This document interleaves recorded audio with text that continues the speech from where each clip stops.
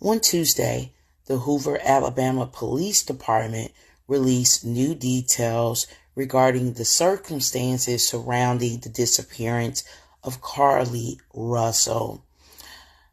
According to the Hoover Alabama Police Department, after Carlee left the colonnade Thursday night, July 13th, the night of her disappearance, she went to Target on Highway 280 and purchased snack food that wasn't found in her car when they found it on the side of Interstate I-459.